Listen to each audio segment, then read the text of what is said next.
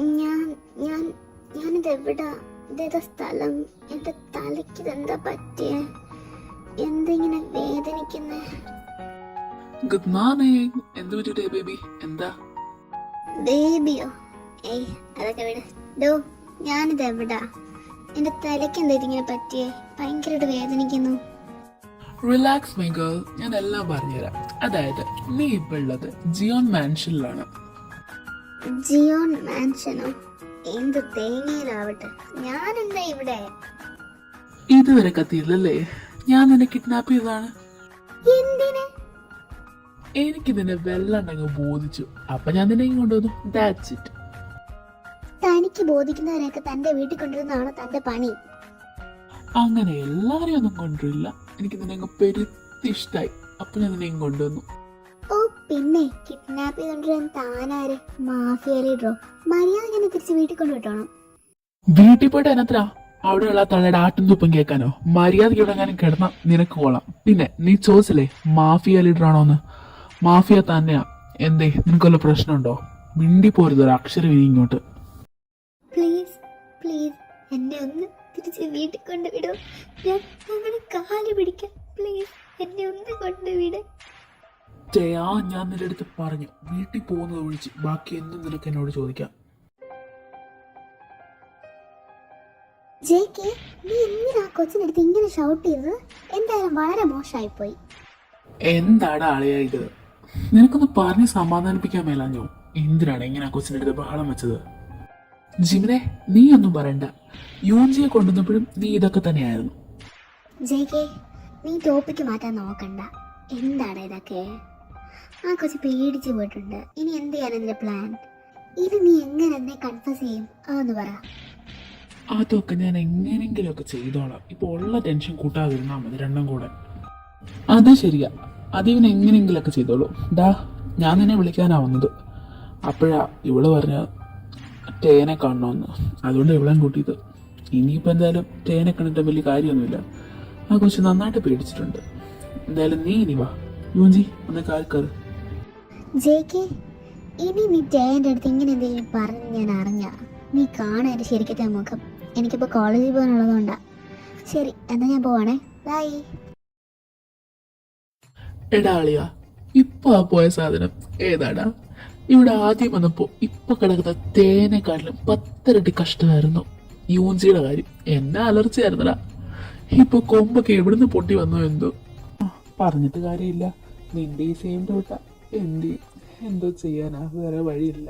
ഏതോ ഒരു ഗതികെട്ട് നേരത്ത് നീ തേനെ പൊങ്ങിക്കൊണ്ട് വന്ന പോലെ ഞാനിവിടെ പോയി പൊക്കിക്കൊണ്ട് വന്നതാ. എന്തോ ചെയ്യാനാ, എന്തേക്കൊരു വിധി. എന്തായാലും നീ വന്നേക്ക്, ഞാൻ ഇറങ്ങുവാ.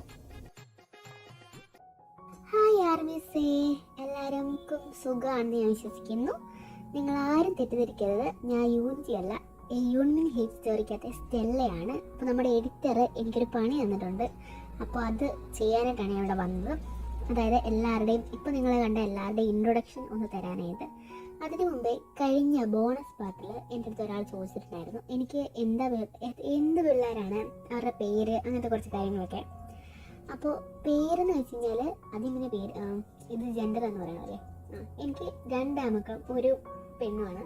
അപ്പോൾ 2 പേരുടെ പേര് എബെഞ്ചർ, ഒരാളുടെ പേര് ആർത്തർ, മോളുടെ പേര് ഇമാലിയ എന്നാണ്. അപ്പോൾ ഇതാണ് പേര്. പിന്നെ ഇൻട്രൊഡക്ഷൻ. ആദ്യം തന്നെ കിം തേയ. ഈ സൈഡിൽ കാണുന്ന മുതൽ ആള് +2 കഴിഞ്ഞ് നിൽക്കുകയാണ്. അപ്പോഴാണ് നമ്മുടെ ജെകെ ഈ മുതലിനെ അടിച്ചോണ്ട് വന്നത്. തേനെ പറ്റി പറയുകയാണെങ്കിൽ ഭയങ്കര പാവം കുട്ടിയാണ്. പെട്ടെന്ന് ദേഷ്യമൊന്നും വരത്തില്ല. പെട്ടെന്ന് സങ്കടം വരുമെന്ന് ചോദിച്ചു കഴിഞ്ഞാൽ ഇടയ്ക്കിടയ്ക്ക് ഭയങ്കരമായിട്ട് സങ്കടപ്പെടും. ചില സമയത്ത് ഭയങ്കര ബോൾഡായിട്ട് നിൽക്കുകയും ചെയ്യും. അതാണ് തേയുടെ സ്പെഷ്യാലിറ്റി. പിന്നെ തേ നന്നായിട്ട് പാട്ട് പാടും. തേയുടെ പേരൻസ് തേയുടെ ചെറുപ്പത്തിൽ തന്നെ മരിച്ചു പോയതാണ്. അതുകൊണ്ട് തന്നെ തേന്റെ ആൻറ്റിയുടെ അങ്കിളുടെ കൂടെയാണ് നിൽക്കുന്നത്. അവർക്കാണെങ്കിൽ തേനെ തീരെ ഇഷ്ടമല്ല. പിന്നെ എന്തൊക്കെയോ ഇതൊക്കെ കൊണ്ട് തേനെ അവർ പഠിപ്പിച്ചു. പിന്നെ next Jeon JK, the mafia prince. അതിനെ നിങ്ങൾ കമ്പനിയിലൊക്കെ കണ്ടു കാണുമല്ലോ. അതായത് ജെകെ ഒരു മാഫിയാണ്. ജെകെയുടെ മാഫിയ ഗ്യാങ്ങിൽ 3 പേരാണുള്ളത്. ജെകെ, ജിമിൻ, ആരബ്. ഇവർ 3 പേരാണ് പാർട്ട്നേഴ്സ്. ആരബ് ജിമിന്റെ ബ്രദറാണ്, ജിമിന്റെ ചേട്ടൻ. പക്ഷെ ആരവിന് ജിമിനെക്കാട്ടിലും കൂടുതൽ ഇഷ്ടം JKനോടാണ്. അതുപോലെ തന്നെ നമ്മുടെ JK ഇപ്പോൾ ടേനയോടെ തട്ടിക്കൊണ്ടുവന്നിരിക്കുകയാണ്. അതിന്റെ കാരണമൊക്കെ വഴിയെ നമുക്ക് മനസ്സിലാക്കാം. ഇനി നമ്മൾ കുറച്ച് മുന്നേ കണ്ട ജിമിൻ, പാക് ജിമിൻ, കാണുന്നത് പോലെ ജിമിൻ അത്ര പാവമൊന്നുമല്ല. സ്വന്തം ഭാര്യയുടെ മുൻപിൽ മാത്രമാണ് ജിമിൻ പാവം, ബാക്കി എല്ലായിടത്തും വളരെ ക്രൂരനാണ്. ഞാൻ കുറച്ച് മുൻപ് പറഞ്ഞ ജിമിൻ പാവമായി നിൽക്കുന്ന ജിമിന്റെ സ്വന്തം പത്നി യൂൻജി ഒരു പാവം കുട്ടിയാണ്, ഒരു പാവം കോളേജ് സ്റ്റുഡൻറ്, MBBS ആണ് പഠിക്കുന്നത്. കാണാൻ എന്നെ പോലെ നല്ല ഗ്ലാമറൊക്കെയാണ്. എന്താ ചെയ്യാനല്ലേ, എത്ര പേരുണ്ട് എന്നെ പോലെ ഇരിക്കുന്നത്. ഒരാളെ പോലെ 7 പേരൊക്കെ ഉണ്ടെന്നല്ലേ, അതൊക്കെ വിട്ടേക്ക്. യൂൻജിനെയും ജിമിനൂടെ കിഡ്നാപ്പ് ചെയ്ത് കൊണ്ടുവന്നതാണ്. അതുപോലെ തന്നെയാണ് നമ്മുടെ ആറും ജിന്നേച്ചിനെയും കൊണ്ടുവന്നത്. ഇവരെല്ലാവരും വളരെ സ്നേഹത്തോടെ പോകുന്നൊരു കുടുംബമാണ്. പിന്നെ ഇവര് മോശപ്പെട്ട മാഫിയ ഒന്നുമല്ല, നല്ല മാഫിയാണ്. അതായത് പാവപ്പെട്ട ആളുകളെയൊക്കെ ഹെൽപ്പ് ചെയ്യുന്ന മാഫിയ.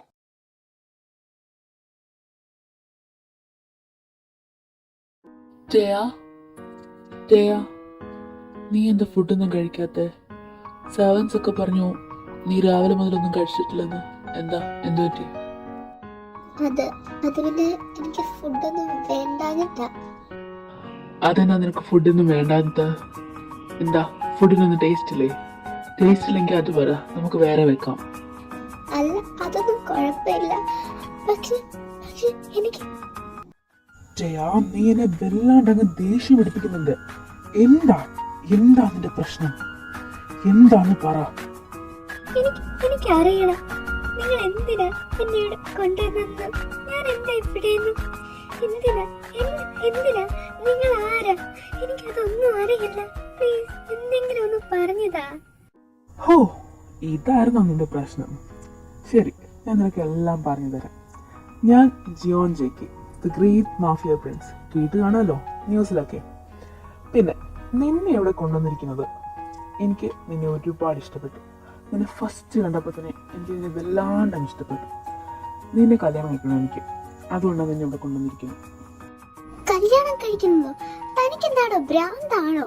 ആദ്യം കാണുന്ന ഒരാളെ എങ്ങനെയാണോ കല്യാണം കഴിക്കുന്നത് സ്നേഹിക്കുന്നതും? അതൊന്നും എനിക്കറിയേണ്ട കാര്യമല്ല.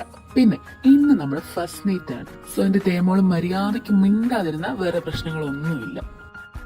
ഫസ്റ്റ് നൈറ്റോ? താനെന്തിനെങ്ങനെ അടുത്തിട്ട് വരുന്നേ? മാറി നിൽക്ക്.